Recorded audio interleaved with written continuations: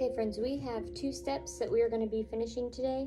We are going to be creating this border around our paper on the outside edge using rulers, and then we are going to be drawing a simple landscape inside of those borders.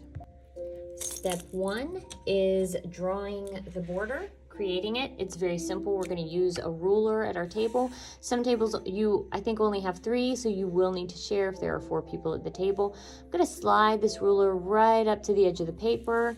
I want to make sure the edge of my ruler is lined up with the edge of my paper.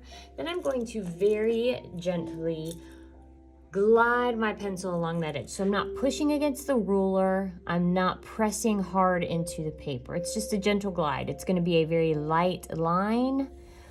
If it's a gentle glide, it should not push the ruler out of the way.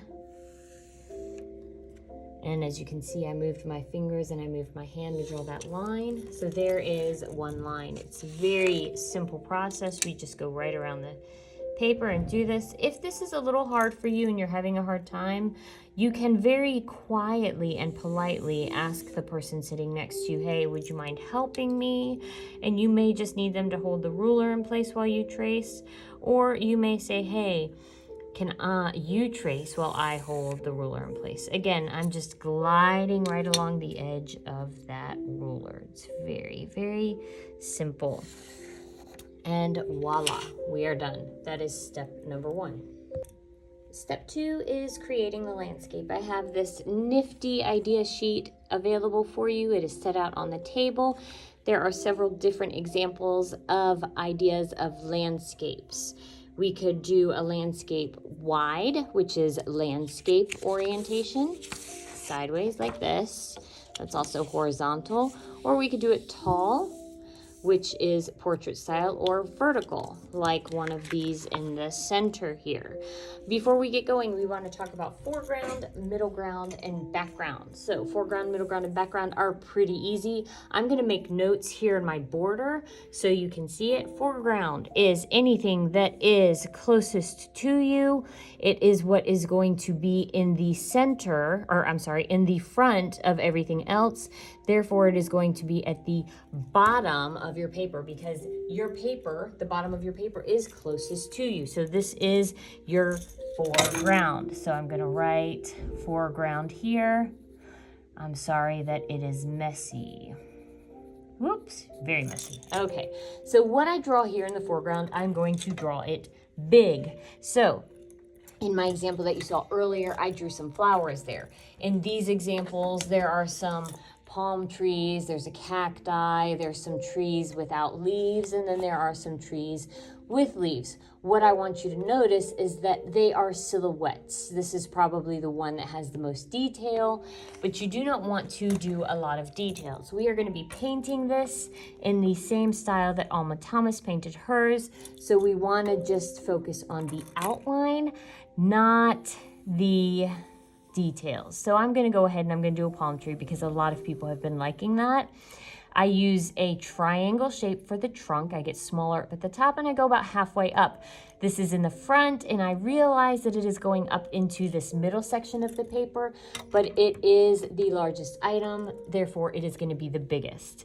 I'm going to use curved lines to create the top of the palm leaves. I'm going to make them big too. This one is going to go off the edge of the paper, not a big deal. All right, so those are the top of my palm leaves. I'm going to make this one a little bit longer. To close them off, to make my palm fronds complete, I'm going to just do a fun little jagged line. Doesn't look exactly like the one in the picture, but that's okay. This is my style. Same here, okay? Same here. Now, I'm not going to be doing any of this stuff that's in the border. I'm just going to be paying attention to what is on my main picture. I'm going to continue that line and finish it so you can see it, but anything that's on my border, I'm not going to be painting any of that stuff in. All right, so this is my foreground detail. I'm going to put a little bit of plant-looking stuff down here as well, just because it gives me a little bit more interest. And I'm gonna draw a land line so that my plants don't float away. So that's my foreground. Everything in the foreground is large, and it may end up being larger than it is in real life. That is okay. So my next part of my drawing is my background. I'm sorry, not my background, my middle ground. Whew, Miss Armstrong, pay attention. Middle ground, that is everything here in the middle of the paper. It is not as close to me as everything in the foreground. It is not right next to me. It is a little bit farther away. So it is in the middle of the paper. It is middle ground. And things there are going to be medium-sized or a little bit smaller than the foreground, which is bigger. I'm going to go ahead and draw a couple of wavy lines, kind of giving me the idea of water. If I want to, I don't have to, but I can. And then I might do something like this over here and not finish that line, but bring it back this way. It could be an island if I wanted it to be. If that were the case and I wanted to draw another palm tree, this palm tree clearly is going to be smaller than this one. It will not be the same size because it is in the middle ground. It's actually starting to go up over this dotted line into the background a wee bit. Whoops. All right. So again, I am keeping these lines and shapes as simple as I can. This is actually probably a little bit more complicated than it needs to be. Notice that when I did this palm tree, I hopped over this part of this leaf because this tree is behind this one. So we do not want to draw it as if this leaf is transparent or see-through because it is not. It is a solid object. All right. So I am going to draw another line over here. Okay. See it a little bit there, not too much.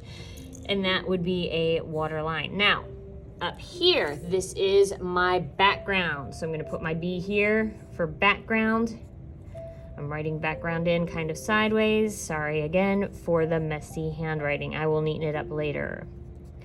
All right, so this is my background. Anything in the background is going to be smaller than what is in the middle ground and the foreground. So it is going to be the smallest here at the top of my paper.